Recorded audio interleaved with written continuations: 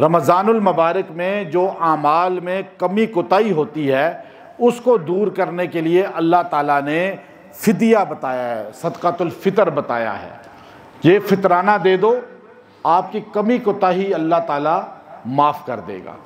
अब आपकी तरावी में जो कमियां हुई, रोज़ों में कमियां हुई, तिलावत कुरान में कमियां हुई, अल्लाह रसूल की याद में कमी हुई, तो अल्लाह ने कहा ये फिर आप सदका फ़ितर दो।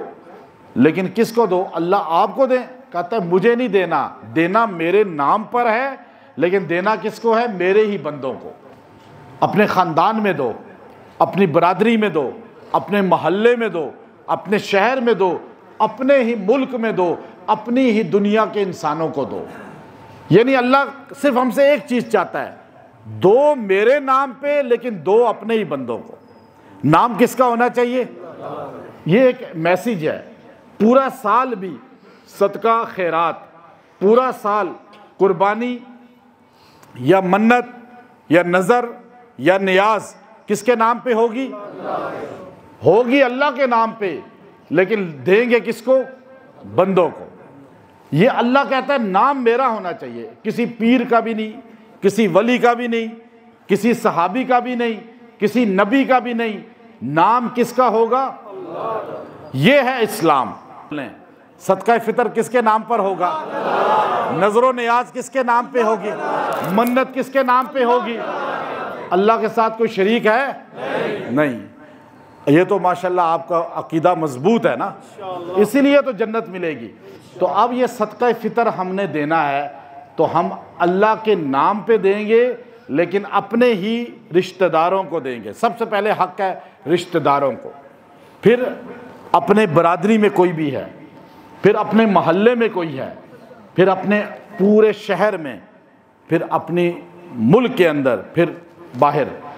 अगर उसके बाद सबसे बेहतरीन जो चीज़ है अपने रिश्तेदारों से ज़्यादा मदारिस हैं, जो मदरसे हैं जहाँ तलबा रह रहे हैं, उनके खाने पीने का, ताआम का इंतज़ाम है और वो कुरान हदीस सीख रहे हैं, तो वो आपके सदका फ़ितर से मजबूत होंगे।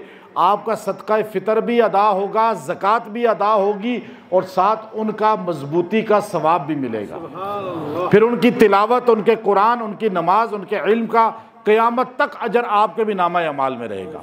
तो सदका फ़ितर कितना है? वो गंदुम के मुताबिक अगर दिया जाए तो कम से कम ही आपको जो रेट है गंदुम का वो 250 रुपया है एक बंदे का। तो उससे ज़्यादा जौ के मुताबिक दें या किशमिश के मुताबिक दें। कोशिश ये करें कि हमारे नबी ने कभी गंदुम का नहीं दिया, उन्होंने हाई लेवल का जो होता था, जो किशमिश का, वो दिया करते थे।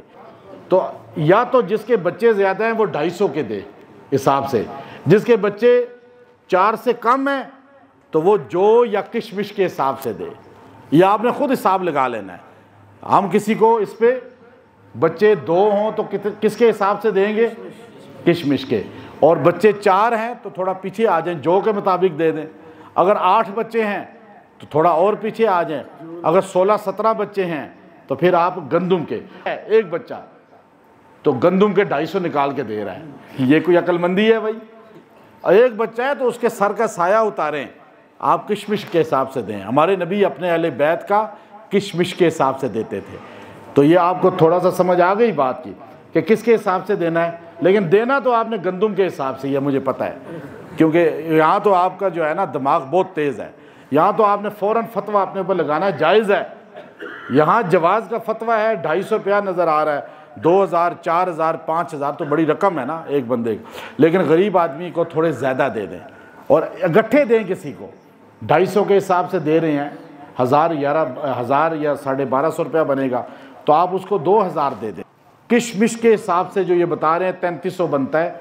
जो बंदा 3300 रुपया के हिसाब से अपना फितराना देगा, अल्लाह ताला पूरा साल उस पर माल की, रिज़्क़ की वुसअत फरमाएंगे।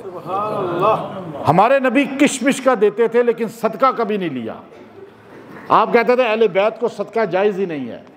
क़यामत तक अनाउंस कर गए कि मेरी नस्ल सदका नहीं लेगी बल्कि देगी, क्योंकि नबी ने हमेशा किशमिश ही दी है। तो इसलिए आप अच्छा पैसा दें, अच्छी रकम दें। जामिया बनूरिया मुफ्ती सिराजुल हक साहब रहमतुल्लाह अलैह जो इस इलाके के नामवर आलिम थे और वो फौत हो चुके हैं, उनका इदारा है, तो आप उनके बंदे बाहर बैठे हैं, उनको फितराना ज़कात दे सकते हैं और वो इंशाअल्लाह आपकी सही जगह तक पहुँचेगी। व आखिर दावाना अनिल हम्दुलिल्लाहि रब्बिल आलमीन।